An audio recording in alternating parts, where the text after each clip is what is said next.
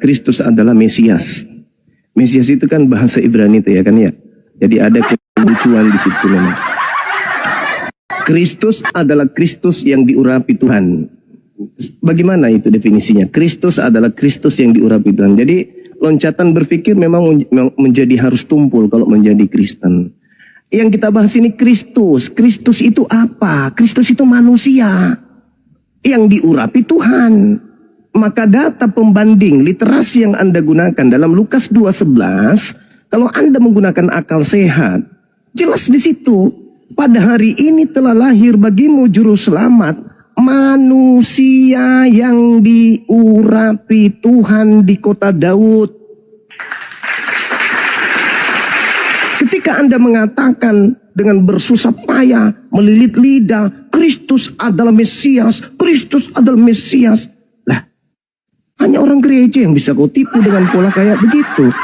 Kristus adalah manusia yang diurapi Tuhan, titik. Dia adalah manusia yang diurapi. Makanya di sungai Yordan yang turun ke sungai itu manusia. Karena memang manusia. Kristus itu memang manusia. Kalau Anda mengatakan Kristus adalah Tuhan Allah yang jadi manusia, itu ilmu dari mana? Gak ada Tuhan jadi manusia, gak ada. Kecuali ilmu yang dibawa oleh Paulus, Filipi 2, nomor 6, nomor 7, nomor 8. Tapi kita tidak sedang membahas itu. Kita sedang membahas Yesus yang adalah Kristus. Yesus adalah manusia yang diurapi Tuhan. Titik. Kalau ada yang beranggapan Yesus itu Tuhan, berarti dia antikristus. Kristus kok Tuhan? Kristus itu manusia yang diurapi, makanya dia disebut Kristus atau Mesia.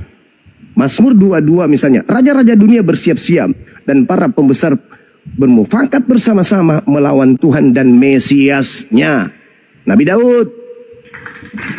Jadi Mesias adalah orang yang diurapi. Konsep Mesias itu tidak didatangkan dari Roma. Konsep Mesias atau orang yang diurapi itu dari Yahudi. Yesus orang Yahudi, maka polanya harus berdasarkan asas Yahudi, bukan asas Roma. Kalau Roma, Tuhan yang turun jadi manusia, lalu diurapi oleh Tuhan. Jadi Tuhan mengurapi Tuhan. Itu lelucon. Jadi saya simpulkan juga nih kepada saudara.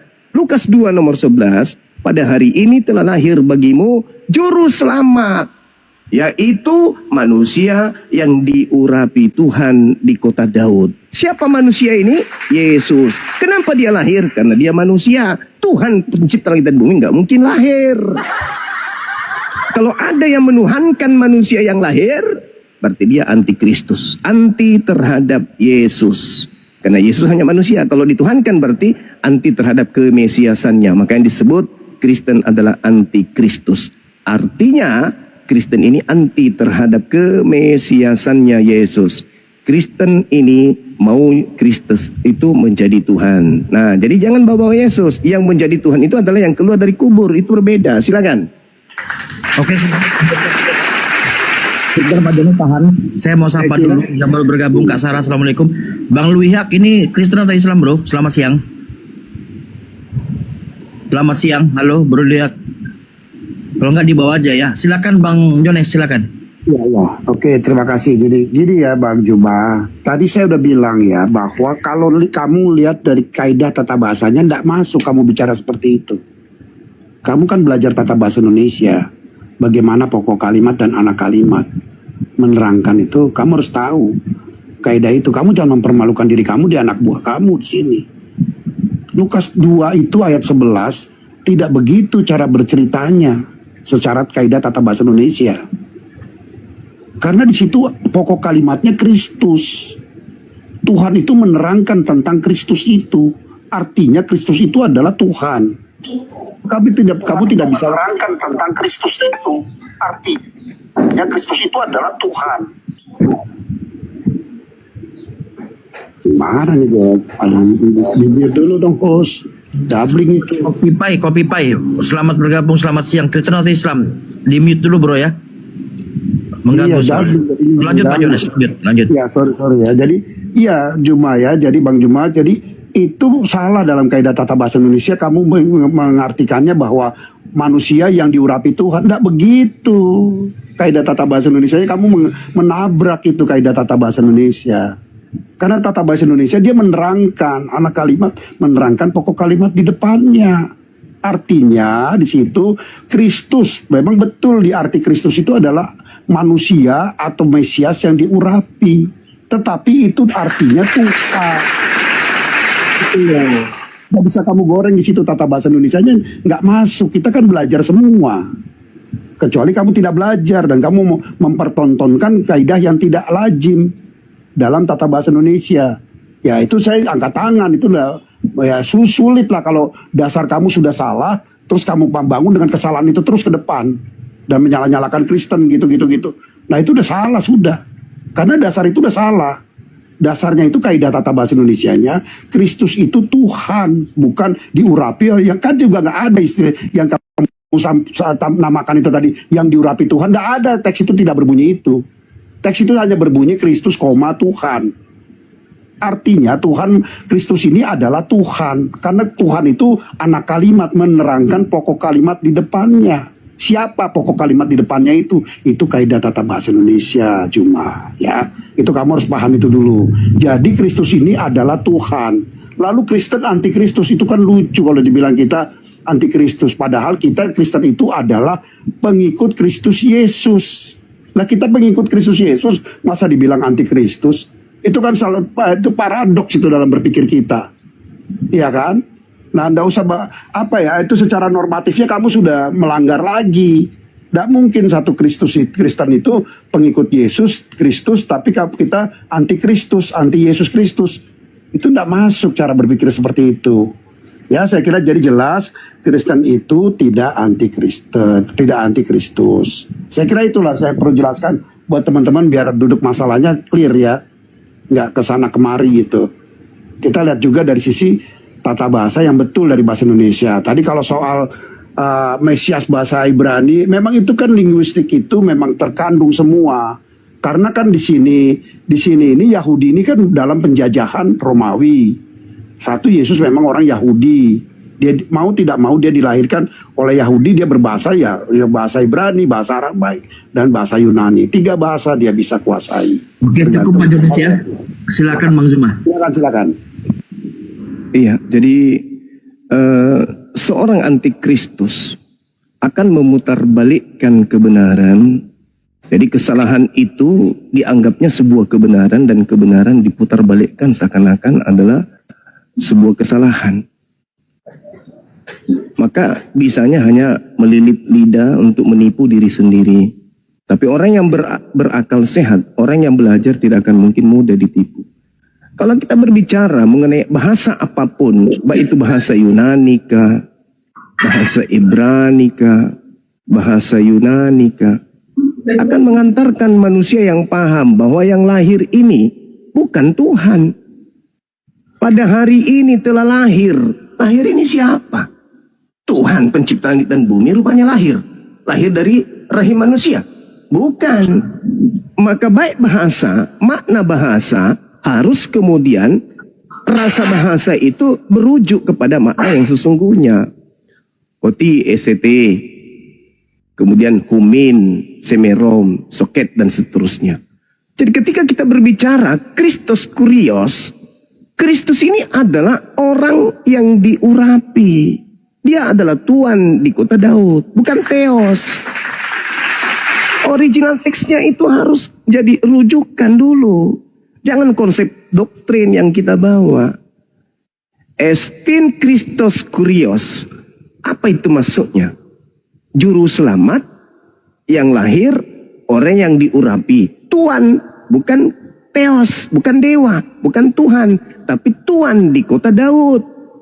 Jadi mau lari kemana? Kristus adalah Tuhan, salah besar. Kristus adalah Tuhan, itu baru benar. Original teksnya tidak mengatakan Theos, original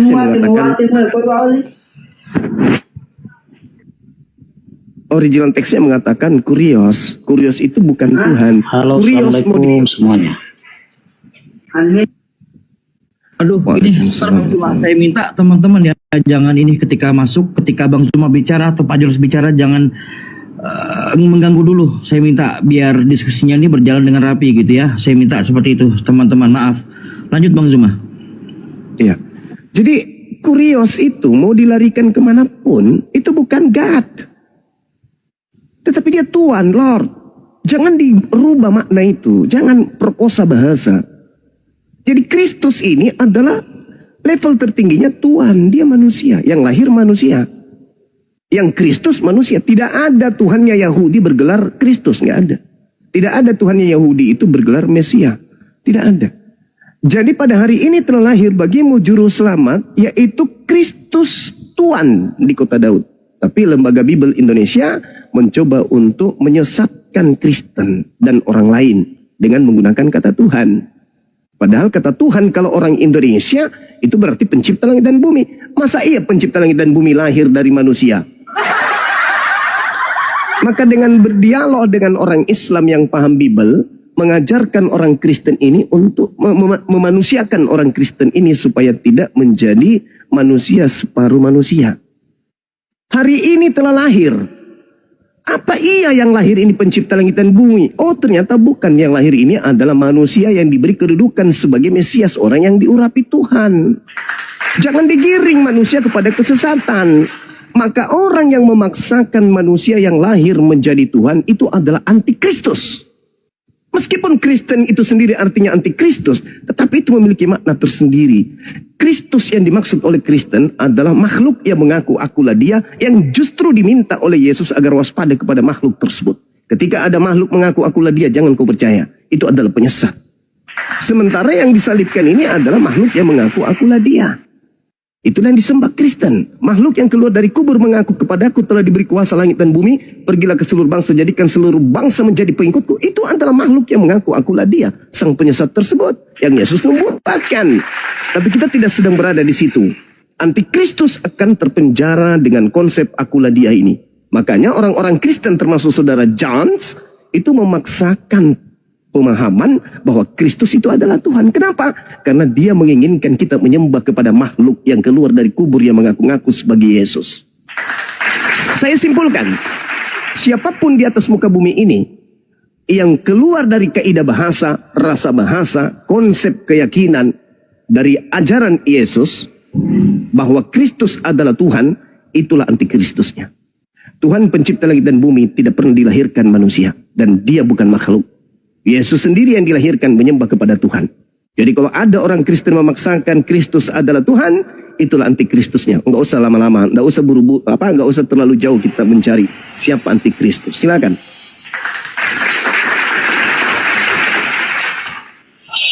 Iya, tadi sudah saya jelaskan dalam kaidah tata bahasa Indonesia bahwa Kristus itu jelas di situ dalam kaidah tata bahasa kalimatnya ayat itu menyatakan Kristus itu Tuhan. Saya tidak menggoreng apa-apa. Tapi kita mengikuti kaidah tata bahasa Indonesia. Ya kan? Harusnya kita kan berdiskusi mengikuti keilmuan atau kepengetahuan yang kita ketahui. Ya minimal tata bahasa Indonesia lah yang baik dan benar. Setidaknya itu. Karena kalau kita membahas Alkitab, dia pakai bahasa Indonesia kok diterjemahkan oleh LAI. Lalu kalau LAI sudah menerjemahkan dengan tepat bahwa Kristus itu adalah Tuhan, lalu saya harus mengikuti Juma. Lah ini gimana coba? Saya beragama Juma aja kalau kayak gitu. Karena kita mengikuti apa yang di luar LAI. LAI sudah terjemahkan dari teks aslinya betul bahwa itu Tuhan. Lalu saya ikutin siapa? Kalau misalnya kamu bilang ini salah LAI, terus kamu lebih benar, lebih pintar dari LAI. Itu kan ngaco. Jelas itu pengawuran itu. Jelas itu secara logika dasar kita itu ngawur. Kamu nggak paham kok tentang Alkitab. Kok kamu menerjemahkan sendiri dan memaksa orang lain mengikuti terjemahan kamu. Ya enggak mungkin lah orang lain ngikutin kamu. Sesat lah. Nah makanya saya bilang tadi, enggak bisa digoreng ke sana gitu loh. Bahwa LAI sudah menerjemahkan dengan tepat kata kurios itu. Dan disandangkan kepada Yesus sebagai Tuhan. Karena memang pada posisi-posisi tertentu, kurios itu bisa dikatakan sebagai Tuhan. Memang dia maknanya bisa dua. Karena dia adalah bisa dikatakan Tuhan segala Tuhan. Atau penguasa segala penguasa. Tuhan itu kan penguasa. Nah itulah dia. Jadi arti dari kata kurios itu yang kita harus pahami dulu. Jangan kita bawa, kita nggak memahami dan kita paksakan. Seakan-akan orang yang menerjemahkan salah. Lalu kita suruh mengikuti dia. Lagi ini gimana? Kitab yang kita pegang ini agama apa artinya iman kami dari LAI yang sudah membawakan Alkitab itu. Kalau kita mengikuti orang lain ya kita yang sesat. Nah, anti-Kristen ini, Kristen dan anti-Kristus ini kan dimaksudkan di pada Yohanes 2 ayat 1, Yohanes 1 ayat 7. Yang dimaksudkan ini kan itu sebenarnya itu. Karena apa? Di situ adalah menyatakan siapa yang tidak percaya bahwa Yesus Kristus datang menjadi manusia, itu adalah sesat. Itu adalah anti-Kristus. Di situ dinyatakan di ayat itu. Artinya di situ makanya saya bilang tadi, pengertian ayat itu adalah makanya digunakan kosakata lengkap, Yesus Kristus. Karena di situ pengertiannya Yesus Tuhan.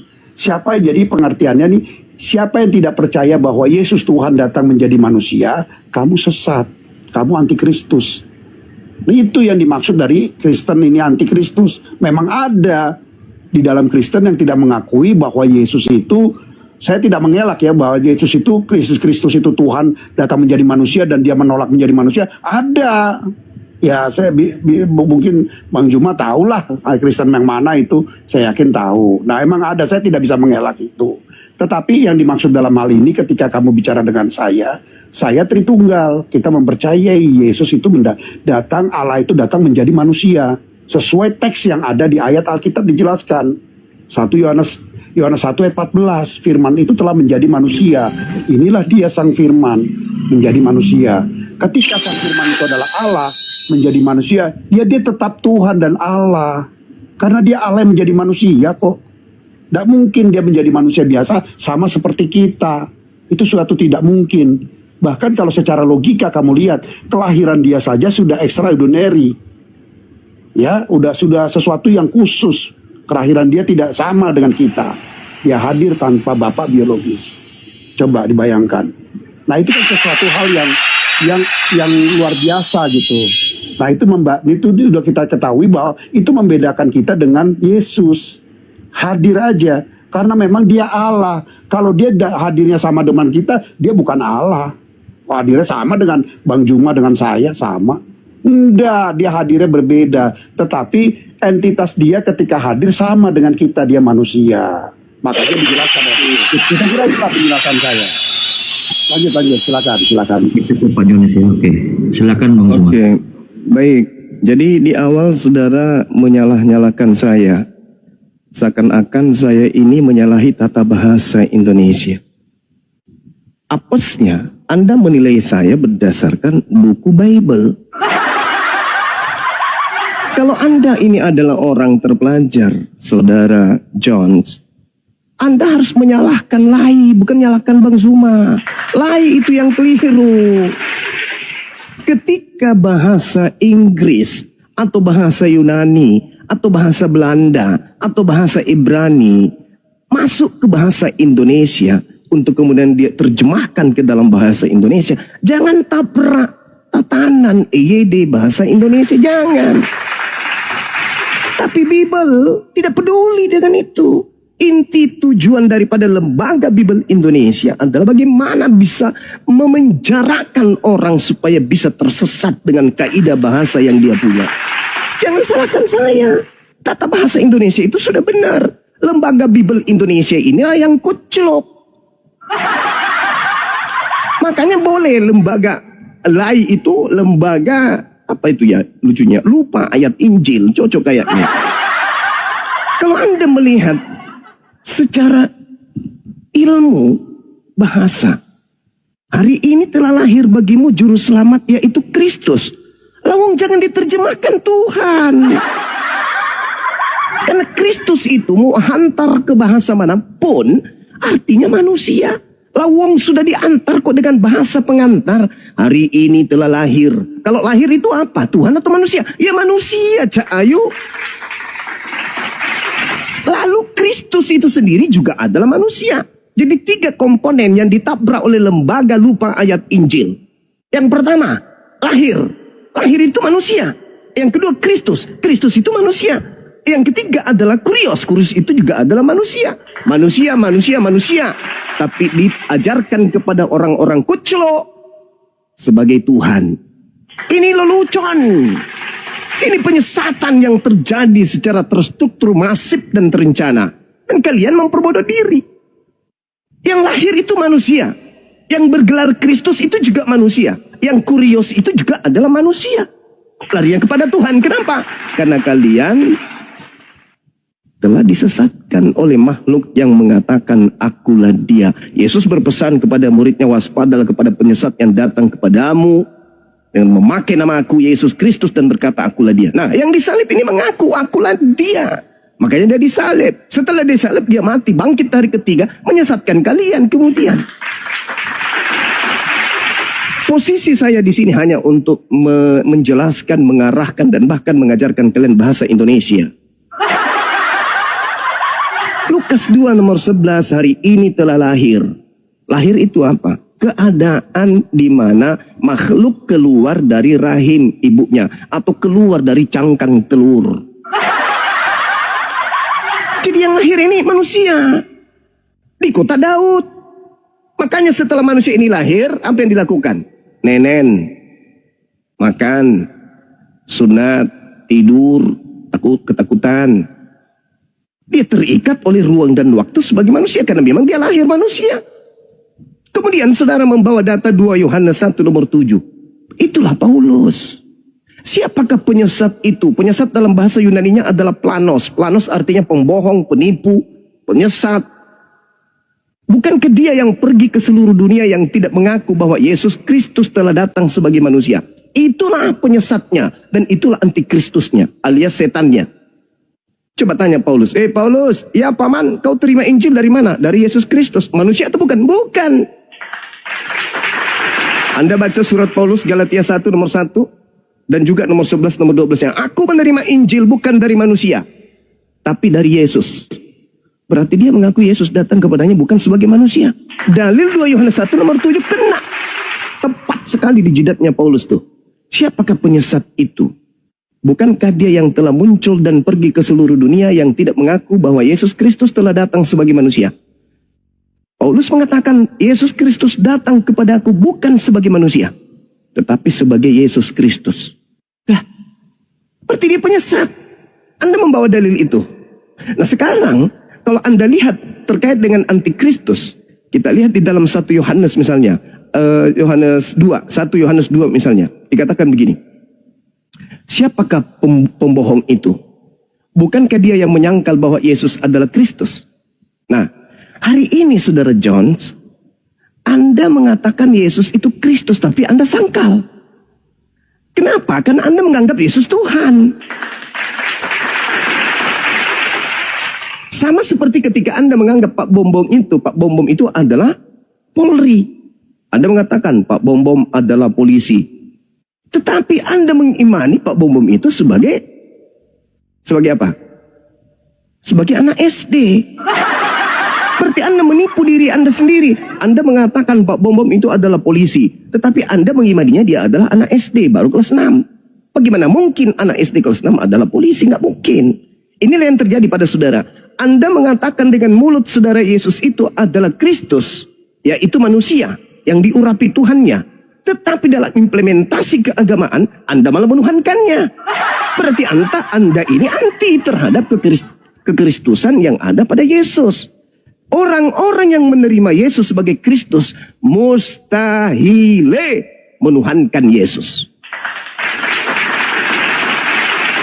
Anda mengatakan dia Kristus. Teori, prakteknya, Anda menuhankan. Berarti Anda adalah anti Yesus alias anti Kristus. Saya berharap Anda masih bisa menggunakan akal Anda dan mudah-mudahan tidak bocor halus seperti kemarin-kemarin. Sekali lagi kesimpulan, 10 detik. Siapapun di atas muka bumi ini yang menyembah Kristus, dia sedang menyembah setan.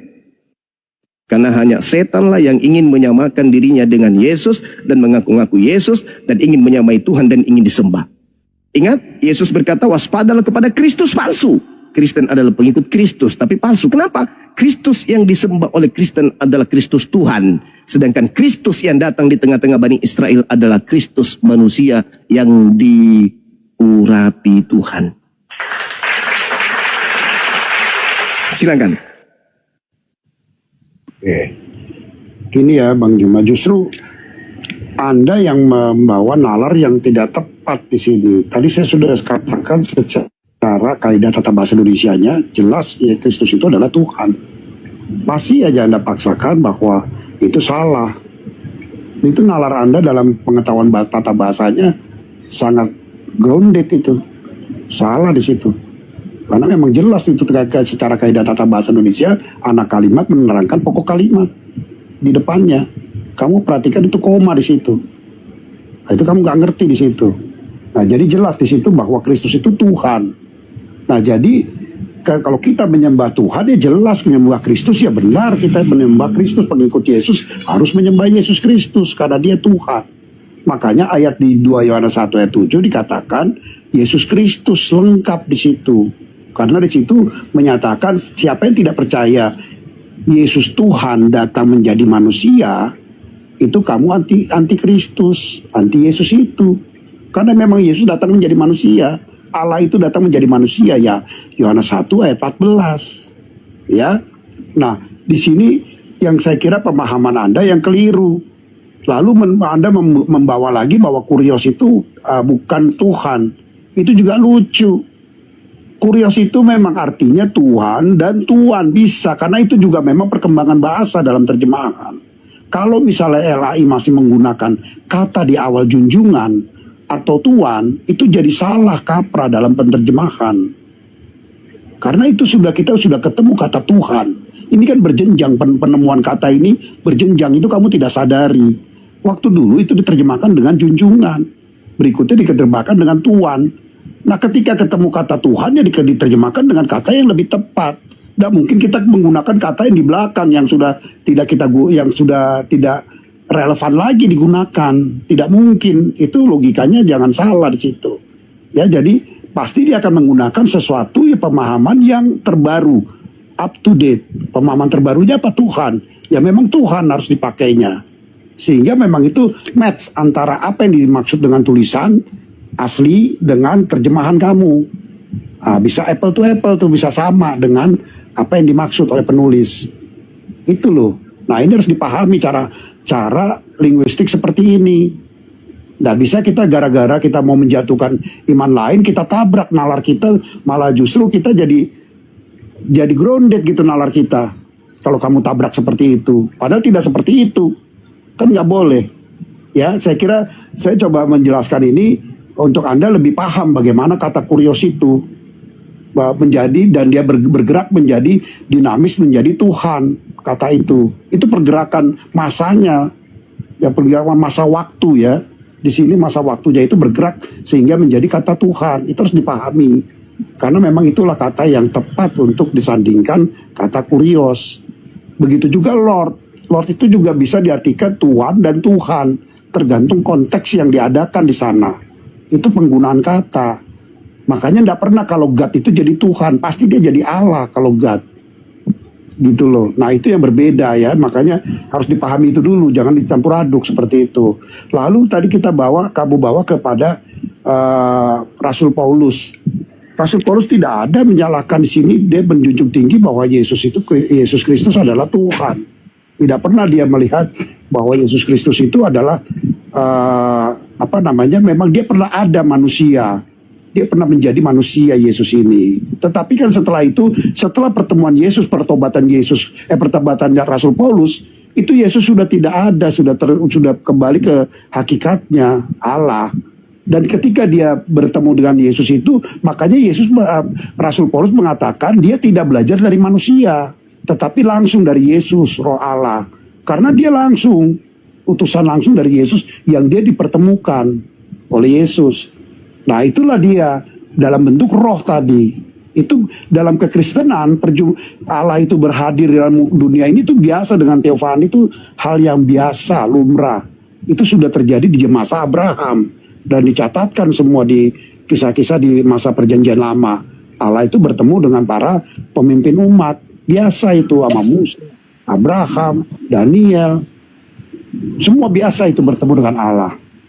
Nah, itu makanya dalam bentuk teofani gitu. Oke, cukup ya Pak John ya. Ini saya minta gini. Assalamualaikum Bang Handi. Bang Handi. Assalamualaikum. Iki 2 kali putaran lagi, setelah itu TikTokan ya kalian ya. Bang Zuma sama Pak Jones. Gimana? Sepakat? Baik. 2 kali putaran Bang Zuma, Pak Jones, Bang Zuma, Pak Jones, setelah itu TikTokan. Silakan Bang Zuma. Iya, jadi sebenarnya Saudara Jones ini sudah tidak mampu. Hanya muter-muter aja di situ menyalah-nyalakan tata bahasa. Lembaga Bible Indonesia yang menabrak tata bahasa. KBBI dalam menerjemahkan kata kurios tidak mungkin menjadi Tuhan. KBBI di dalam memaknai kata Kristus tidak mungkin memaknainya sebagai Tuhan. Kalau KBBI yang diminta untuk menerjemahkan Bible, itulah yang tertulis tadi. Pada hari ini telah lahir bagimu manusia yang diurapi, Tuan di kota Daud. Itu kalau KBBI yang disuruh menerjemahkan. Tapi karena yang menerjemahkan ini adalah orang-orang aliteng yang duduk di Lembaga Bible Indonesia, ya maka cakupannya untuk menyesatkan manusia itu harus dibawa. Bagaimana kalau mau menyesatkan tetapi yang dituliskan di situ kemudian adalah Tuhan. Pada hari ini telah lahir bagimu orang yang diurapi Tuhan di kota Daud. Nggak bisa menyesatkan dong. Kan misinya menyesatkan. Sebisa mungkin bisa menyesatkan banyak orang. Itu loh poinnya. Jadi jangan Anda menyalahkan tata bahasa Indonesia. Salahkan Bible, lembaga Anda. Lembaga Anda itu yang harus belajar bahasa Indonesia dari kelas SD dulu. Orang-orang yang duduk di lembaga Indonesia itu, lembaga Bible Indonesia, suruh kembali ke SD kelas 1. Belajar dulu di sana, perdalam dulu, permantap dulu itu ejaan EYD. Permantap dulu itu kemudian pendalaman bahasa Indonesia. Baru sadur dari bahasa lain Bible ke dalam bahasa Indonesia. Termasuk kata Allah. Kalau lembaga Bible Indonesia itu orang-orang waras yang duduk di situ, bukan penyesat yang ada di sana, tidak mungkin ada kata Allah di dalam Bible kalian. Karena yang duduk di sana orang-orang setengah kepala semuanya, maka kata Allah masuk ke dalam Bible kalian. Allah itu dalam bahasa Indonesia, Bung, dalam tatanan KBBI, Allah adalah nama Tuhan dalam bahasa Arab. Tanya orang-orang lembaga Bible Indonesia yang cupu-cupu itu, yang culun-culun. Tanya, hei, kau menerjemahkan Bible kita ini dari bahasa Inggris ke bahasa Indonesia atau ke bahasa Arab?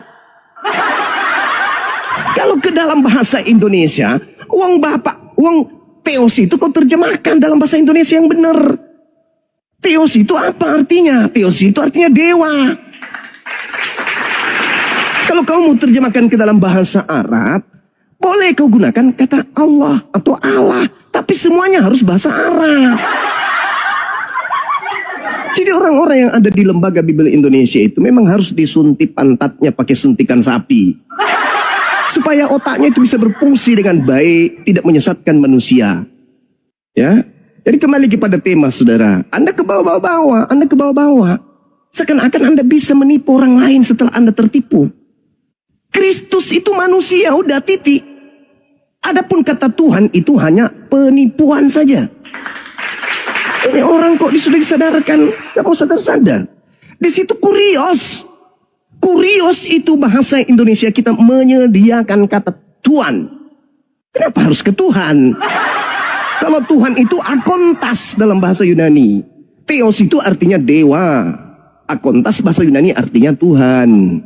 Sedangkan original teks kitab saudara tak ada satupun kata akontas, yang ada theos. Berarti sekiranya dalam bahasa Yunani asli Lukas 2:11 itu ada kata theos, maka di situ wajar disebut Tuhan. Tapi karena di situ tidak ada kata theos, yang ada hanya kurios, haram hukumnya bagi ilmu pengetahuan kata kurios diterjemahkan dalam tatanan bahasa Indonesia dengan arti Tuhan. Itu merusak bahasa Indonesia itu. Berarti Anda tidak cinta kepada bahasa Indonesia. Kalau Sumpah Pemuda itu, kami pemuda Indonesia bersumpah berbahasa satu, bahasa Indonesia. Gunakan bahasa Indonesia yang kita cintai dalam Sumpah Pemuda itu. Jangan Anda rusak tatanan bahasa kita. Jadi sekali lagi, terlepas daripada itu, saudara Kristen ini harus sadar, Kristen secara global 2000 tahun adalah anti terhadap Kristus. Kenapa? Karena mereka berupaya Kristus dimaknai menjadi Tuhan. Itulah makna kenapa Yesus mencegat kalian dan mengatakan kalian semua adalah pembuat kejahatan. Kenapa? Kata Kristus aja kalian pretelin menjadi Tuhan. Ini Kristen ini memang aneh gitu loh. Pantas saja ketika Yesus berhadapan dengan muridnya yang asli yaitu Yahudi, Yesus berpesan, "Weh Yahudi, waspadalah kepada penyesat yang datang kepadamu dengan memakai namaku Yesus Kristus dan berkata akulah dia. Jangan kamu percaya." Itu ucapan yang muncul kemudian di tengah-tengah pengajaran Yesus kepada Bani Israel. Makanya orang Yahudi tidak percaya kepada pengajaran Paulus. Orang Yahudi tidak percaya kepada pengajaran Kristus yang keluar dari kubur pada hari ketiga. Tidak percaya. Yang percaya hanya orang-orang non-Yahudi. Makanya Paulus karena tidak percaya diri mengajar kepada Yahudi, maka dia bersurat di Galatia 1 nomor 15. Aku diutus kepada non-Yahudi. Aku diutus kepada orang-orang yang tidak bersunat. Karena dia mau mengajarkan menyembah kepada makhluk yang keluar dari kubur, enggak pakai, ditolak sama Yahudi. Dia orang waras. Enggak mungkin menyembah makhluk yang keluar dari kubur. Ini hanya bisa dijual kepada Roma. Akhirnya apa yang terjadi? Dia mengirim surat untuk Roma. Kristen di Indonesia ini bukan dari Yahudi, tapi dari Roma, dari Barat, dari Belanda, dari Portugis. Bukan dari Yahudi.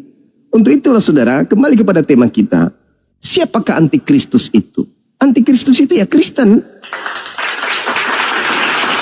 Mereka membungkus nama mereka pengikut Kristus. Tetapi mereka anti terhadap Kristus itu sendiri. Anti kepada Tuhan dan anti kepada utusan Tuhan. Kalian itu anti terhadap Yesus dan anti kepada Tuhan yang mengutus Yesus. Kalian adalah penyembah-penyembah Kristus, makhluk yang keluar dari kubur pada hari ketiga. Kalian bukan penyembah Tuhan, saudara. Kalian penyembah makhluk. Makhluk yang ngaku Kristus. Makanya Yesus yang Kristus yang asli Anda tolak. Kristus itu adalah Tuhan. Padahal cakupan Anda mengatakan Kristus adalah Tuhan, bukan ke Yesus anak Maria, tapi kepada makhluk yang keluar dari kubur itu. Yang Yesus membuatkan dalam Matius 24 nomor 5. Waspadalah kepada Kristus palsu yang datang kepadamu yang datang kepadamu. Waspadalah kepada Kristus palsu yang akan datang dan melakukan banyak tanda yang dahsyat dan mujizat-mujizat, sekiranya mungkin menyesatkan orang-orang Yahudi pilihan juga. Jadi orang Yahudi waspada kepada ajaran Kristen. Makanya kalau orang Kristen ke Yahudi sana itu diludahin. Karena memang harus diwaspadai Kristen ini. Begitu saudara Jones. Tolong gunakan akal sehat saudara. Silakan.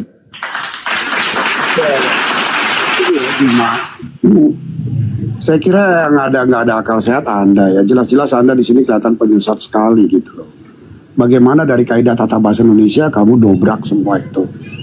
Apa yang disampaikan Elai sudah benar, kamu bilang tidak benar. Secara kaidah tata bahasanya kita secara keilmuan kita tahu itu benar.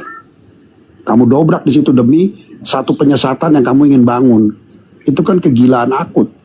Saya kira itu ngawur sebenarnya. Saya kira tidak boleh pakai cara-cara dakwah seperti itu.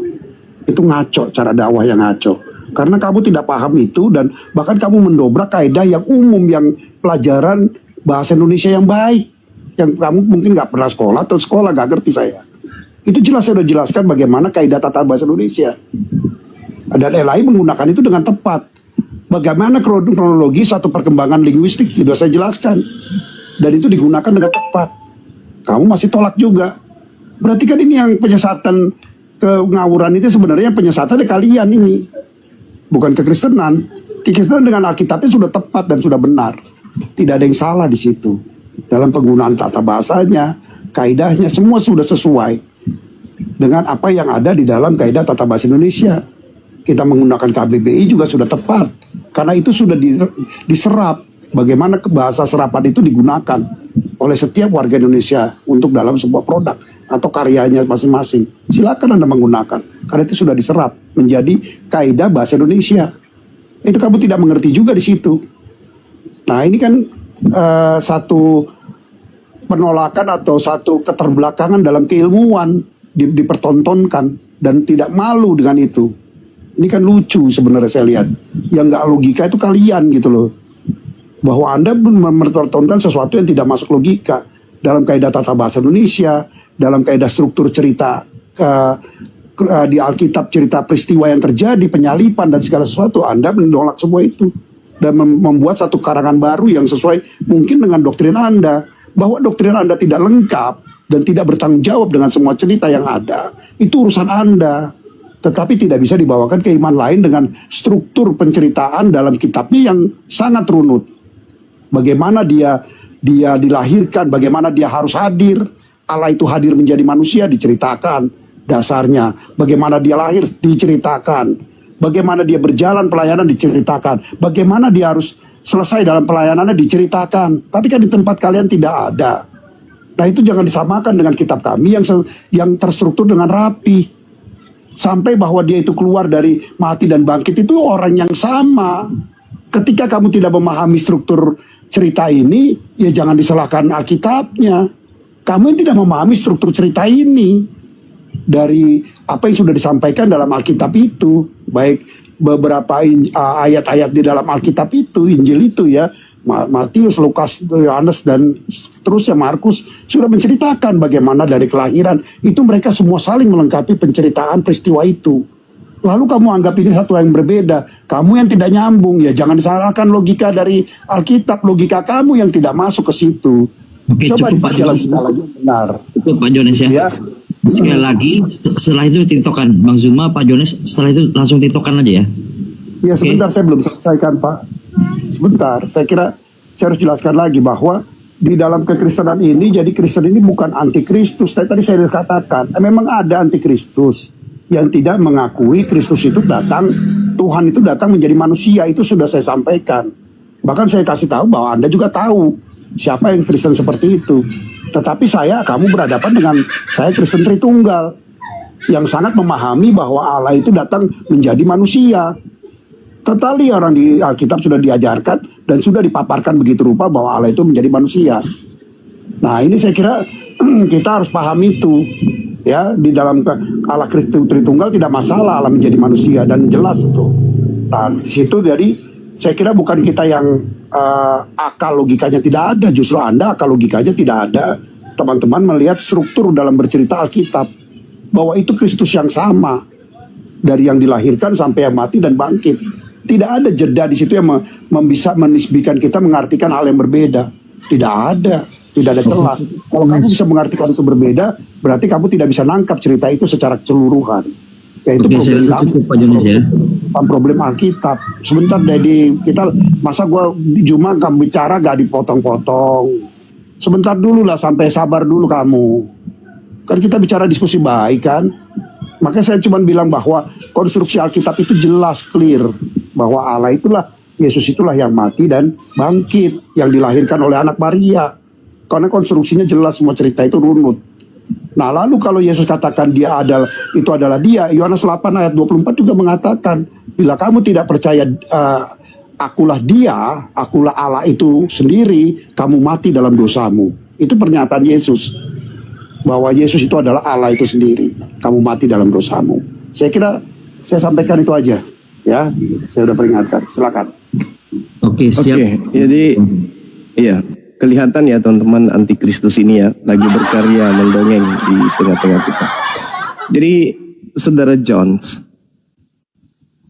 ketika Anda mengatakan saya salah memahami bahasa Indonesia, sekali lagi saya katakan bahasa Indonesia itu tidak bisa dirubah-rubah. Ketika diterjemahkan ke dalam bahasa Inggris atau bahasa Belanda atau bahasa apapun, diterjemahkan ke dalam bahasa Indonesia, maka kaidah bahasa Indonesia secara otomatis akan mengisi kata per kata sesuai dengan makna dari sumber yang ada. Maksudnya sumber bahasa yang mau dialihbahasakan ke Indonesia. Tidak berlaku bagi Lembaga Bible Indonesia. Karena Lembaga Bible Indonesia itu berdasarkan kemudian kepada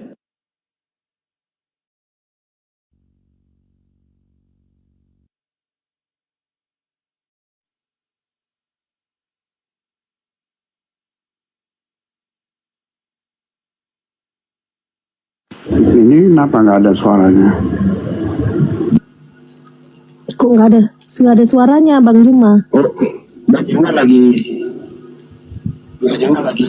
Kena tombak itu, kena tombak. Ada iya. sabar dulu ya. Oke. Bang Handi kok nggak kelihatan?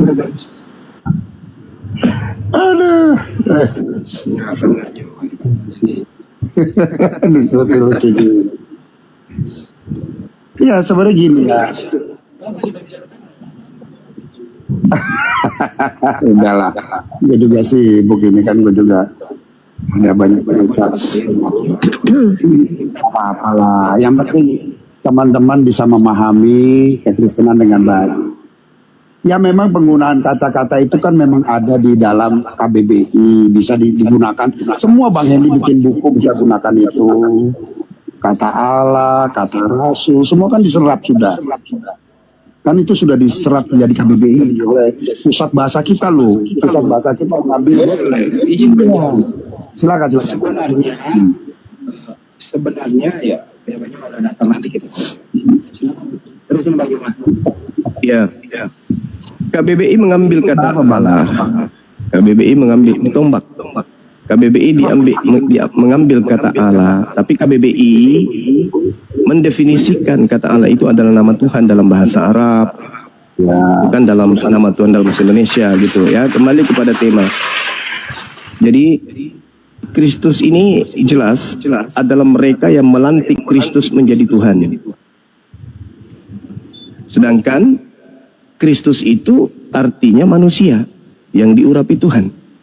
Ketika ada manusia yang menyembah kepada Kristus, berarti dia anti terhadap Kristus.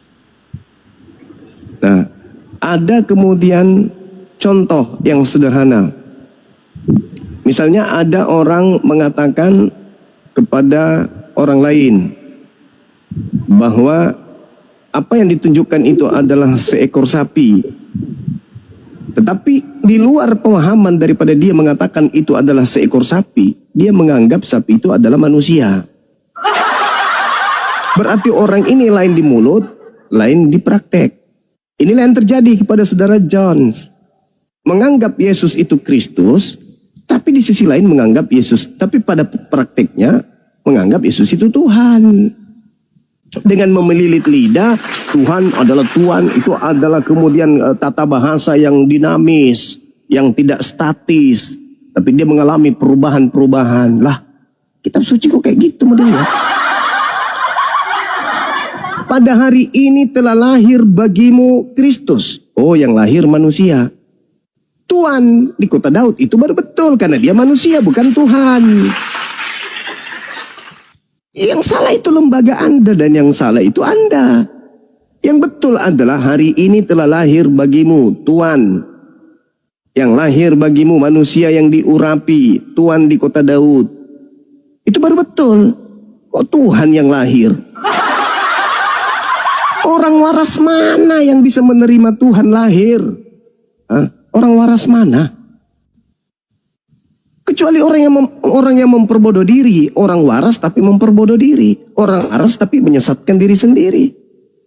Yang disebut Tuhan itu pencipta. Tuhan bisa ciptaan. Tapi yang lahir sudah pasti bukan Tuhan. Yang lahir sudah pasti Tuhan. Memang Tuhan pencipta langit dan bumi itu bisa digelari Tuhan karena dia adalah pemilik, dia adalah junjungan. Tapi manusia tidak boleh digelari Tuhan, dia hanya cocok Tuhan saja. Tuhan pencipta langit dan bumi bisa bergelar Tuhan, bisa bergelar Tuhan. Manusia, Yesus boleh bergelar Tuhan, tapi tidak boleh bergelar Tuhan. Kecuali antikristus. Boleh menuhankan manusia Yesus kalau Anda antikristus. Nah, kalau Anda antikristus, disitulah Anda kemudian menjadikan Yesus itu menjadi Tuhan. Kenapa? Karena Anda adalah pengikut Kristus yang keluar dari kubur. Kristus yang keluar dari kubur inilah yang mau dituhankan. Makanya Anda menggabungkan, memaksakan Tuhan ini, Tuhan Yesus menjadi Tuhan Yesus. Karena antara Tuhan Yesus yang adalah anak Maria dan Tuhan Yesus yang adalah anak kuburan, itu adalah dua pribadi yang berbeda. Tuhan Yesus anak Maria, Tuhan Yesus adalah anak kubur yang keluar dari perut kubur pada hari ketiga. Itu adalah makhluk yang dilahirkan oleh bumi. Yang Yesus membuatkan dalam Yohanes 12 nomor 12 nomor 30 dan Yohanes nomor 31 dan Yohanes 14 nomor 30. Dia dilemparkan dari perut bumi sang penyesat itu. Jadi saudara, saya simpulkan kepada saudara, orang yang menyembah Kristus itu adalah orang yang menyembah makhluk yang keluar dari perut bumi. Kalau Anda memaksakan Kristus yang dimaksud itu adalah Yesus, Tuhan Yesus anak Maria, berarti Anda adalah pengikut palsu. Karena anak Maria hanyalah Tuhan. Dia bukan Tuhan. Yang Tuhan itu yang keluar dari kubur. Itu berbeda. Itu agar dipahami itu. Jadi jangan Anda memaksakan Kristen itu pengikut Tuhan Yesus. Bukan. Kristen itu pengikut Tuhan Kristus yang keluar dari kubur. Paham ya? Jadi kalau Yesus, dia adalah Tuhan bagi Bani Israel. Kalau Yesus Kristus yang keluar dari kubur, dia adalah Tuhan bagi Pak Jones dan Kristen lainnya. Jadi kita tidak usah ribut siapa kemudian TikTokan anti. Udah Ya, masuk TikTok oke. kan tadi? Belum. Oke. Sabar. Jadi Sabar Pak Jones. Jadi materi yang saya sajikan, materi yang ingin saya sajikan di sesi TikTok ini adalah yang dilahirkan Maria ini manusia atau Tuhan. Itu aja, di situ kuncinya. Silakan. Ya gini ya. Ini, makanya di dalam ini makanya kamu mungkin harus biasakan melihat Alkitab itu secara ceritanya itu runut. Nah ini kalau nggak runut ini yang repot, kita memang penggal-penggal jadi nggak paham. Padahal di Alkitab itu sudah dijelaskan, walaupun di beberapa ayat terpecah ya. Tetapi sudah dijelaskan itu kalau kamu punya nalar yang cukup, bagaimana Allah itu menjadi manusia. Pertama itu bentuk kasih. Memang dijelaskan di Yohanes 3 ayat 16. Karena begitu besar kasih Allah akan dunia ini, maka ia mengaruniakan anaknya yang tunggal. Sehingga barang siapa yang percaya kepadanya, tidak binasa melainkan memperoleh keselamatan yang kekal. Ya, jadi di situ memang terpecah di Yohanes 3. Di situ jelas bahwa Allah itu mengaruniakan anaknya yang tunggal. Nah ini konstruksinya baru kamu tahu bahwa anak yang tunggal ini adalah Sang Firman yang dimaksud. Nah itu harus kamu paham. Di Yohanes 1 memang dia di depan, karena memang dia sudah dijelaskan dulu ini. Nah baru ke Yohanes 3 menjelaskan kenapa ini Firman ini bisa ada menjadi manusia. Karena inilah dia dasarnya. Yohanes 3 ayat 16. Dia diutus karena Allah itu mengasihi dunia, maka dia mengaruniakan anaknya. Nah itu konstruksinya. Ya, ketika dia mengutus firman-Nya menjadi manusia, itu menjadi duinatur. Karena kamu tidak paham ini, kamu menolak duinatur Yesus. Nah, jadi semua itu akan kamu jadi nggak konstruksinya, jadi kamu jadi ngawur terus. Kalau bangunan itu sudah dari dasar fondasinya miring, kamu akan miring terus sampai ke atas, kayak Menara Pisa. Mungkin lebih lagi tuh, Menara Pisa cuma 90 berapa kemiringannya. Nah, kamu lebih parah lagi mungkin, karena sudah miring dari awal. Nah, usahakan makanya jangan miring dari awal, sehingga konstruksi ke atasnya itu bagus. Ya, jadi ini adalah Allah yang menjadi manusia. Allah itu entitasnya roh, dijelaskan oleh Yesus. Ayat 24. Ini yang miring siapa ini yang miring? Bentar dulu loh kau Juma. Tuhan jadi manusia, miring. TikToknya kapan? Semakin dijelaskan semakin ngawur ente. Loh yang nyaur kok kamu, kok bukan saya. Kamu kan makanya saya jelaskan kemiringan kamu. Kamu tidak paham. Yang miring itu Tuhan kok manusia, miring itu. Karena kamu tidak paham dunatur Yesus. Bahwa Dunatur kok Tuhan kok dunatur. Ya, dan roh dia tetap Sekarang Allah. Tuhannya Yahudi, saudara. Tuhannya Yahudi ada berapa natur? Nggak ada, itu kan Tuhan Yahudi kan belum manusia. Inilah kemiringanmu. Tuhannya Yahudi, saudara. Tuhannya Yahudi yang datang kepada Abraham, Ishak dan Yakub ada berapa natur? Yaitu roh satu dalam bentuk roh. Satu. Yesus. Terus siapa yang Dalam mengajarkan bentuk Anda iman. Tuhannya Yahudi menjadi dua natur? Nggak ada, saya nggak ada urusan dengan Yahudi. Ya, berarti Anda kan Yahudi, miring. kita. Anda Nah, miring, ini miring makanya berarti dasar kamu sudah Anda miring. bengkok. Artinya Anda Kami bahwa bengkok. Yesus itu Udah miring, adalah saudara Allah yang Jones menjadi dari dulu manusia. bengkok. Nah, Tuhannya kita Yahudi jangan- satu sudah natur kan? miring, kok. Satu Saya bilang natur. tadi, konstruksi Tuhannya awal Yahudi kamu satu sudah natur atau miring. dua natur? Kutanya Awal dulu. ke atas juga akan miring terus. karena kamu Tuhannya di dasarnya Yahudi sudah satu miring. natur atau dua natur? Gitu. Jawab. Kalau Yahudi Tuhannya itu Yahudi kan satu natur dalam atau dua bentuk natur? roh. Jawab. Tentu dia adalah roh. Tidak ada Tuhannya dia Yahudi manusia. satu natur atau dua natur? Dia roh itu berarti apa? Satu natur atau dua natur? Ya saya bilang tadi dia roh. Kamu bisa berpikir nggak kalau dia roh? Saya tanya dua natur atau Ya, satu saya jawab natur? kamu satu roh. Coba. Satu tanya. natur atau dua Dikasih roh natur? dia. Itu yang dikasih roh dia. Saya ulang pertanyaan saya, ini sudah mulai ke Kalau miringnya, ini udah konsumsinya ketahuan. sudah Bukan miring lagi, ini udah tengkurap. Udah tengkurap. Tuhannya Yahudi satu natur atau dua natur? Iya itu kan dia roh masih Yesus itu masih Saya berupa tidak roh. tanya itu siapa. Ya. Saya bertanya Tuhannya Yahudi berapa Dalam natur? Kalau Yohanes Tuhanmu kan 8 ada ayat 3 natur. 8, Satu dia roh, katakan 2 manusia, bahwa 1 burung dia merpati. ada Pertanyaan sebelum saya, apa terjadi, Tuhannya dia sudah Yahudi ada. berapa natur? Itulah dalam bentuk roh. Parah ini parah. Parah. Ini bukan miring lagi nih. Ini sudah Dia tengkurap. sudah menjadi manusia yang satu natur itu. Saya sudah ulang menjadi pertanyaan saya, natur, saudara-saudara, cuma. dengarkan. Kamu jangan Disimak miring, dulu. Ini yang gitu. miring siapa? Kalau Tuhannya kamu Yahudi miring di berapa situ, natur? Kamu akan miring terus.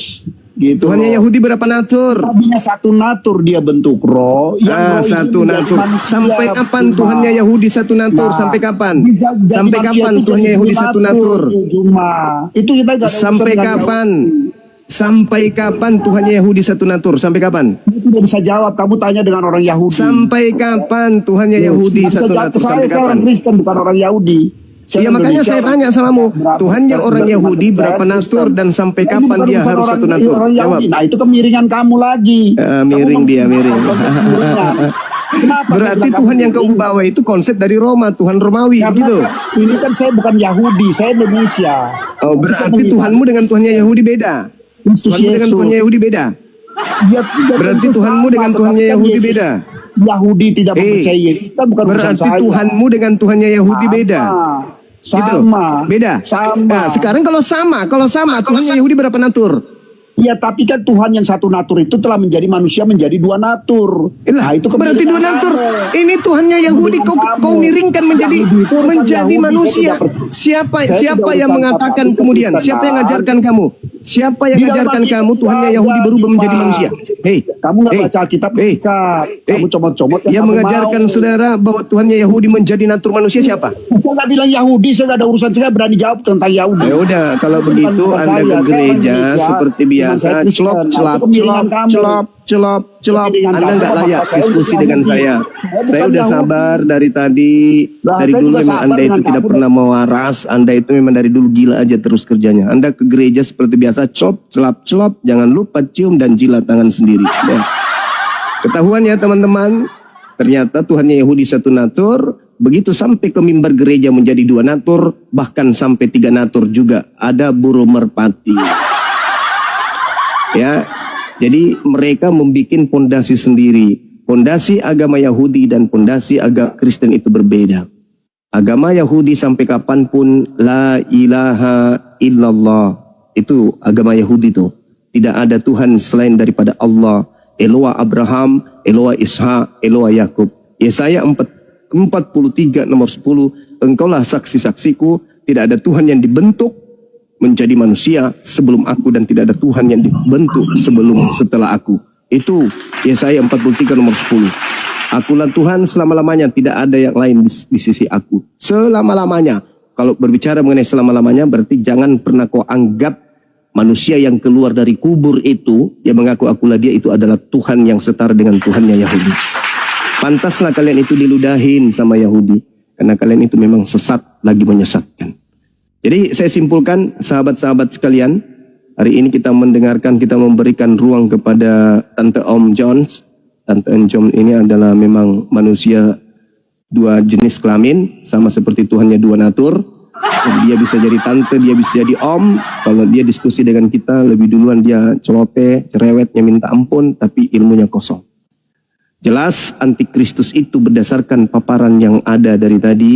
Antikristus adalah anti terhadap orang yang diurapi Tuhan, sehingga dia menyembah kepada Kristus yang lain yang keluar dari kubur. Itulah Jones dan kawan-kawan. Saya kira demikian dari saya untuk sementara. Silakan diambil alih host. Terima kasih. Terima kasih Bang Zuma atas Sama-sama, Dek. siap atas narasi-narasi yang diberikan pada forum pada siang ini, pada sore ini. Aku mau sambut dulu di France ini siapa nih? France Hutauruk, Kristen atau Islam? Iya bang, Kristen bang. Kristen sila. Bang Andi, assalamualaikum Bang Andi. Waalaikumsalam Ambil warahmatullahi alih Bang Andi, wabarakatuh. ambil alih. Aku silakan ke Bang Andi. Lanjut Bang Andi. Waalaikumsalam warahmatullahi wabarakatuh. Hanya Bang Andi yang bisa menaklukkan Kristen Bang Andi. Lanjut Bang Andi. Ya juga sih, cuman saya kasih topik hari ini gara-gara Bang Juma, anak orang pada sakit parah. Ya, maksudnya apa? Itu saya kasih topik hari ini tuh, Mak. Gara-gara Bang Juma anak orang pada sakit parah gitu loh.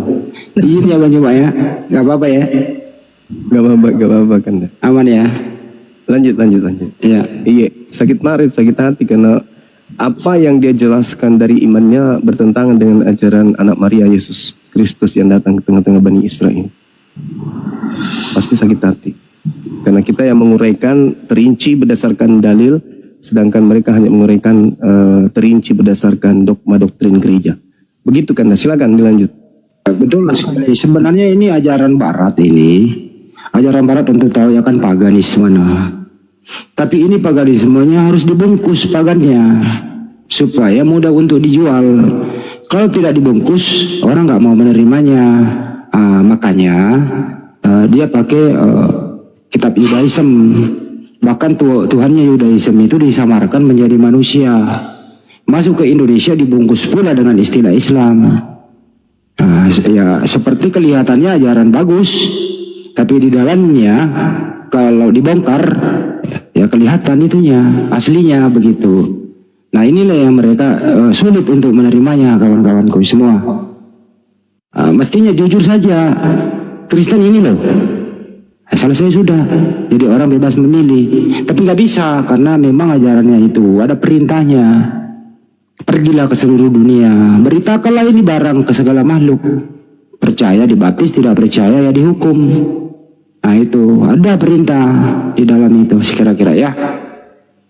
Yang penting teman-teman muslim waspada, jangan ketipu berbagai cara yang mereka lakukan.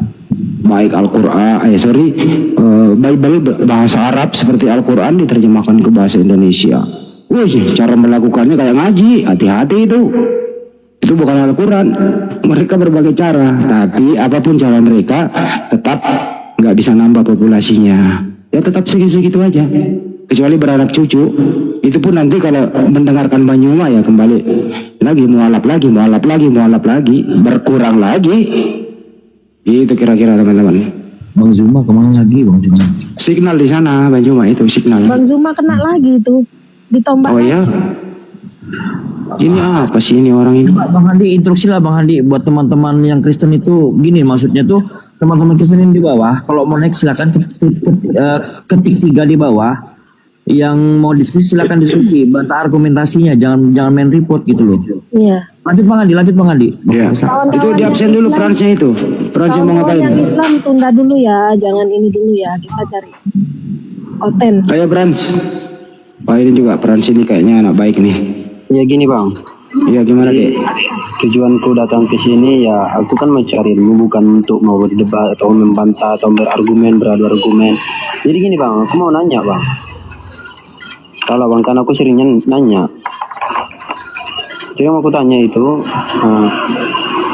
apakah seluruh ajaran-ajaran di agama Islam itu, yang ada di agama Islam itu menuju kita ke pintu surga? Itu aja bang. Dan kasih tahu penjelasannya. Ya, Banyuma ada pertanyaan bagus ini Banyuma. Apakah semua ajaran di dalam Islam itu menuntun orang masuk surga? Iya, betul.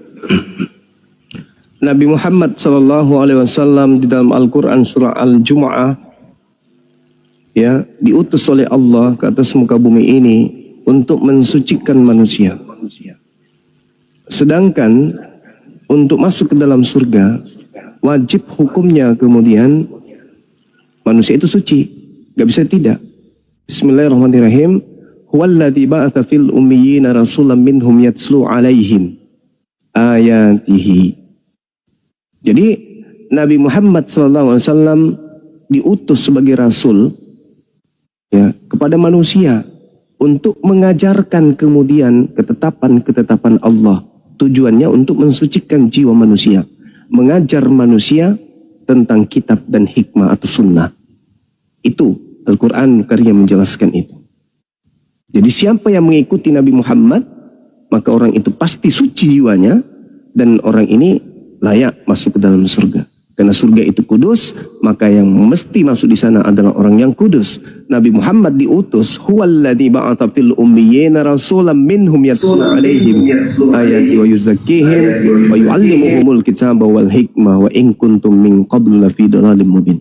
Nabi Muhammad satu-satunya manusia yang diutus kemudian untuk seluruh umat manusia. Makanya dikatakan, ya ayuhan nas, inni rasulullahi ilaikum jami'a. Wahai seluruh manusia, sesungguhnya aku ini adalah utusan Tuhanmu kepada kalian seluruhnya. Kalau Yesus, ya Bani Israel, aku adalah utusan Tuhan untuk kalian. Musa, wahai Bani Israel, aku utusan Tuhan untuk kalian. Tapi kalau Nabi Muhammad, inni rasulullahi ilaikum jami'a. Aku adalah utusan Tuhan untuk kepada kalian seluruhnya. Itu saudara. Dan setelah Nabi Muhammad diutus, dia punya kewajiban untuk mensucikan jiwa-jiwa manusia. Jadi kami tidak perlu penebusan. Ada kemudian Tuhan turun jadi manusia, lalu dikatakan inilah kambing, inilah domba yang menebus dosa. Alah, itu penghinaan itu. Sudahlah Tuhan dianggap jadi manusia, sudah gitu dianggap lagi domba, dianggap binatang, habis itu digerek, ditombak, dibunuh, digantung. Alah, ajaran apa itu? Walladzi ba'atha fil ummiyin rasulan minhum yatlu 'alaihim ayatihi wa yuzakkihim. Aku Tuhan mengutus rasulku Nabi Muhammad dari kalangan manusia itu sendiri untuk membacakan kepada mereka Al-Qur'anku dan untuk mensucikan mereka dan mengajarkan kepada mereka ketetapan-ketetapanku dan hikmat yang sunnah, meskipun sebelumnya mereka benar-benar dalam kesesatan yang nyata. Jadi kalau mau masuk surga, solusinya cuma satu, dinul Islam, menjadi pengikut Nabi Muhammad SAW. Selesai, silakan. Oke, tadi abang bilang kan disucikan atau yang mau ke surga itu harus disucikan dulu, harus orang yang suci. Jadi ini bang, yang mau bertanya lagi bang, apakah sudah ada manusia atau yang pernah menjadi manusia di dalam Muslim, mau di Al-Qur'annya atau mau di dalam dunia nyata sekarang yang sudah suci akibat masuk Islam? Ya, seluruh umat manusia itu manusia suci. Manusia Islam itu manusia suci. Contoh, ketika mereka membasuh tangan, membasuh wajah, membasuh kaki, lalu mereka beristighfar, lalu mereka sholat, sujud, menyembah kepada Tuhannya, mereka itu adalah manusia suci. Mereka enggak makan makanan yang diharamkan, mereka tidak minum minuman yang diharamkan, mereka tidak mengotori jasad mereka hal yang dengan najis. Tidak. Mereka mensucikan jasad mereka, tubuh mereka, dan mereka membersihkan rohani mereka. Jadi Islam itu kenanya dua. Membersihkan jasmani. Apa jasmani ini? Tubuh, raga kita. Makanya di Islam itu ada mandi junub, ada mandi tahir, mandi besar. Kemudian ada wudhu, pembasuhan. Kemudian mereka secara rohani membersihkan jasad rohani mereka, membersihkan rohani mereka dengan zikir, dengan ibadah, amalan-amalan soleh. Coba, ketika dikatakan jangan engkau makan babi, orang yang makan babi apa boleh dikatakan orang suci? Sementara dia memasukkan ke dalam raganya, ke dalam tubuhnya, hal yang diharamkan Tuhan. Di Islam, tak bisa. Maka Islam itu, ketika orang itu asyhadu an la ilaha illallah wa asyhadu anna Muhammadar Rasulullah, maka orang itu suci bersih seperti kain atau kertas yang putih tanpa noda. Ketika mereka punya noda, maka mereka mencuci diri mereka. Seperti kain ketika mereka kena noda, maka mereka mencuci pakaian tersebut. Apa cuciannya? Apa mesin? Apa alat mencucinya? Wudu. Bagaimana caranya kemudian untuk merapikannya? Sholat. Maka umat Islam ketika dia keteteran dengan dosa, kembali kepada Tuhan dengan sholat. Ibadah, sholat, ibadah, sholat. Makanya saya berpesan melalui forum ini, kalau ada saudara-saudara Islam yang melakukan kemaksiatan, ya jangan lupa sholat. Karena sholat itulah yang akan membersihkan maksiat saudara. Kalau Anda menumpuk maksiat, berarti Anda membuat antara Anda dengan Tuhan Anda itu berlumut. Sholat inilah yang membersihkan lumut. Ibarat antara kita dengan Tuhan kita itu ada cermin. Semakin banyak kita sholat, semakin bersih cermin kita. Semakin bersih cermin kita, semakin nampak kuasa Tuhan. Semakin nampak kuasa Tuhan, semakin bisa kita menjaga diri dari maksiat yang lain. Maka sholat, dan sholat. Karena sholat itulah yang membersihkan kemudian manusia dari dosa. Begitu saudara-saudara. Jadi Islam itu suci orangnya. Islam itu bersih. Banyak maksiatnya, tapi dia tidak pernah menyembah selain daripada Allah. Setinggi apapun kemudian dosa-dosanya, ketika mereka umat Islam itu bertaubat dengan taubatan nasuha, seketika bersih seperti kertas yang bersih. Tuh saudara, jelas itu.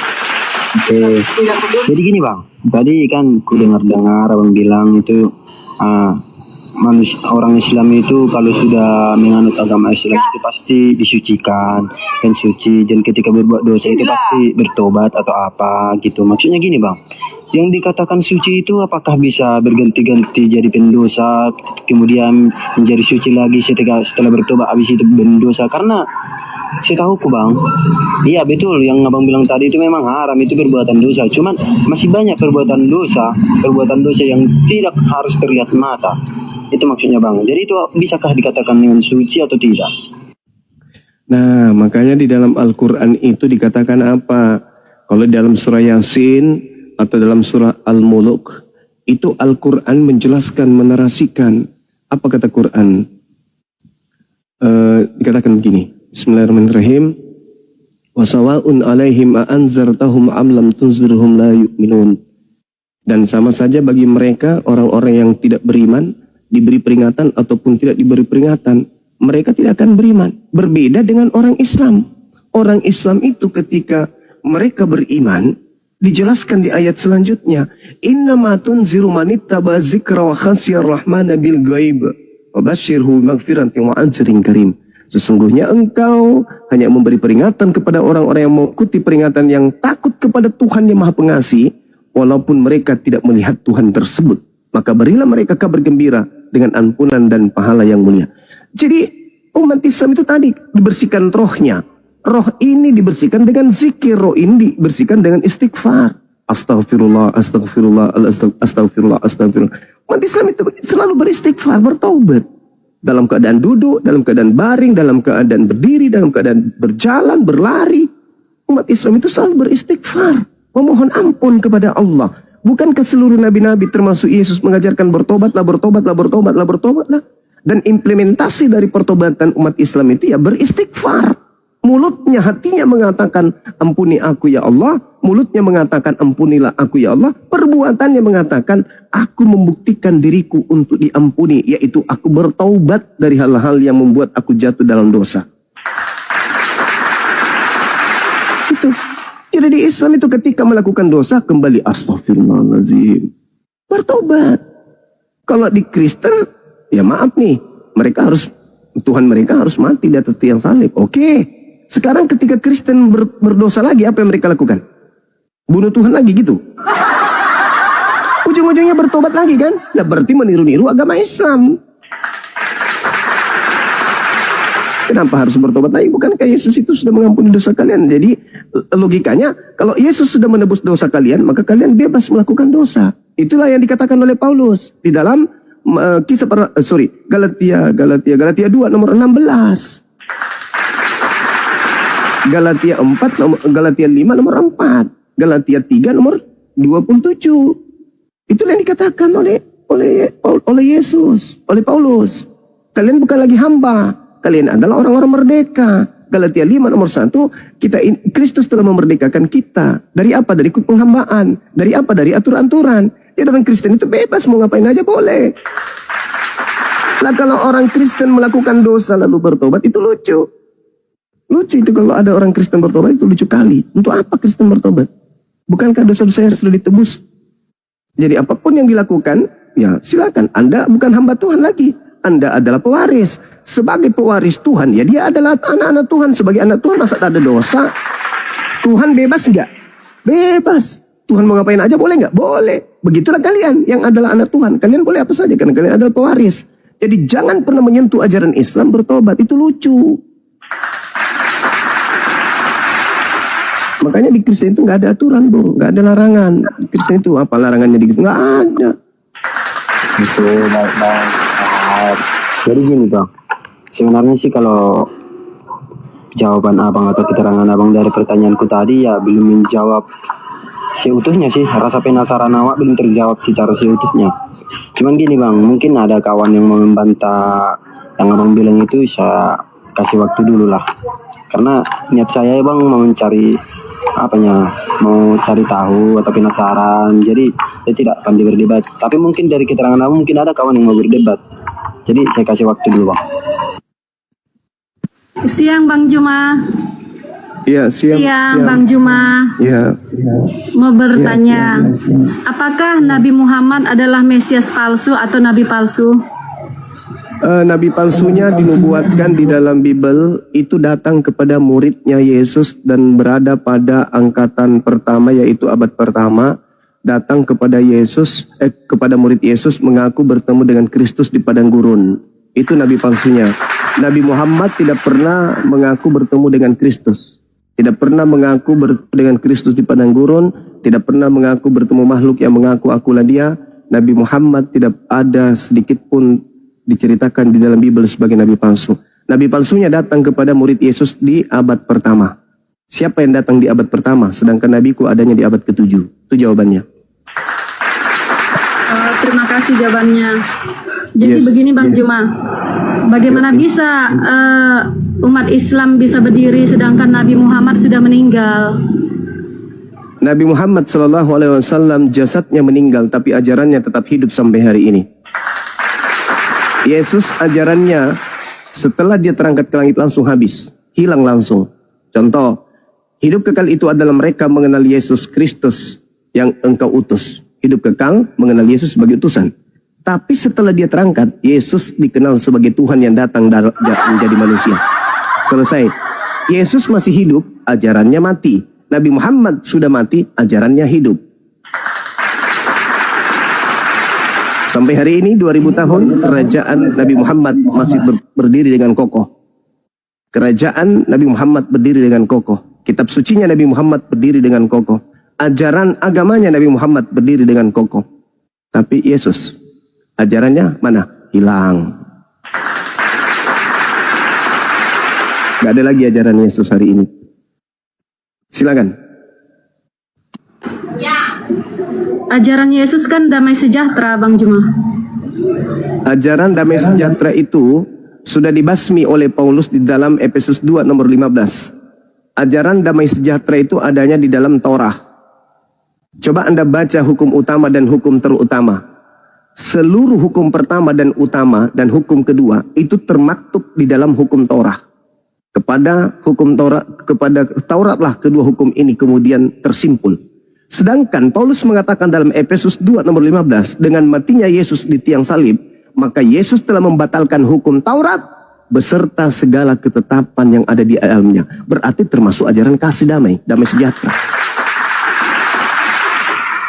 Habis. Makanya muncul agama Paulus, agama Kristen, pengikut Kristus, makhluk yang keluar dari kuburan yang mengaku Kristus. Bagaimana caranya orang Kristen mengatakan ajaran Kristen ini adalah damai sejahtera? Bagaimana mau damai? Ditanya yang mana Tuhanmu? Yesus. Yang dua pensiun? Enggak, dia juga adalah Tuhan. Berarti ada tiga? Enggak, satu. Satu yang mana? Satu dalam tiga. Tiga yang satu dalam satu. Bagaimana mau damai kalau konsep Tuhan aja nggak selesai-selesai? Mau sejahtera? Sejahtera apa? Sudah diwanti-wanti. Warisan yang disiapkan oleh Yesus adalah pengusiran. Bagaimana mau sejahtera hidupnya? Sedangkan Yesusnya berkata di dalam pengajaran Yesus Matius 19, jika engkau ingin menjadi pengikutku, maka lakukan segala kehendak Bapa. Kalau kau sudah melakukan segala kehendak Bapa, maka juallah seluruh hartamu. Kalau kau sudah jual seluruh hartamu, maka jadilah pengikutku. Kristen? Jual harta enggak? Enggak. Mereka memperkaya diri dengan memungut perpuluhan yang tidak ada simbol dan simpulnya dari ajaran Yahudi. Apa yang damai sejahtera di Kristen? Enggak ada. Dia damai dan sejahtera nanti setelah Indonesia merdeka. Karena orang Islam mayoritas mengusir penjajah. Bagaimana mau damai sejahtera kalau Belanda masih menjajah? Silakan, pertanyaan ketiga.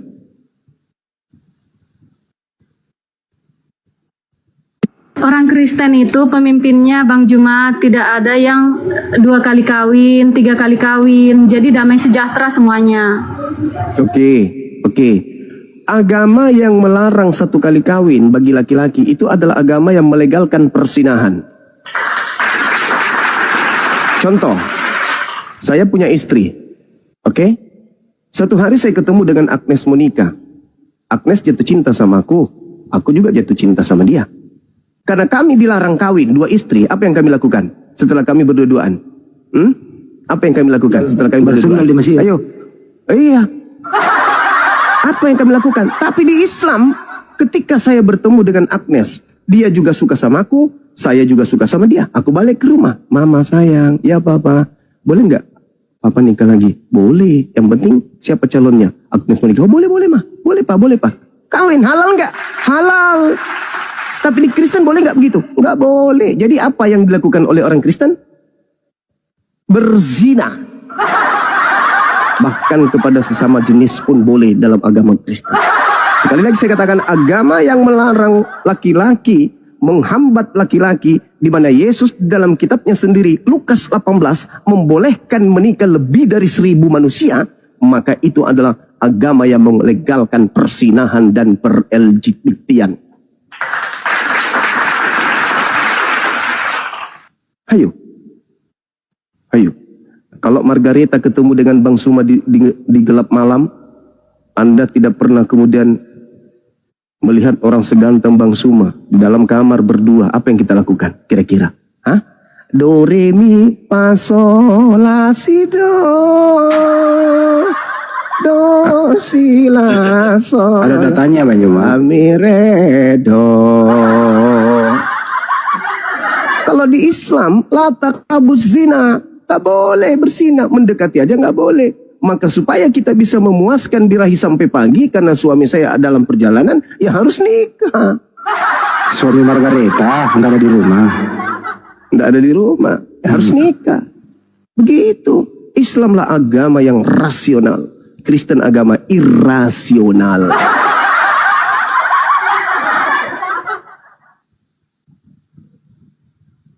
Marilah. Ada lagi pertanyaan keempat. Marilah kita menikmati asmara birahi sampai pagi, karena suami Margareta tidak ada di rumah. Itu. Ada pertanyaan keempat, hati-hati ketampol, hati-hati milih pertanyaan. Bang Zuma ini ibarat komputer yang begitu ditanya langsung nampar. Langsung menjawab, sorry. Ada Bang, udah cukup.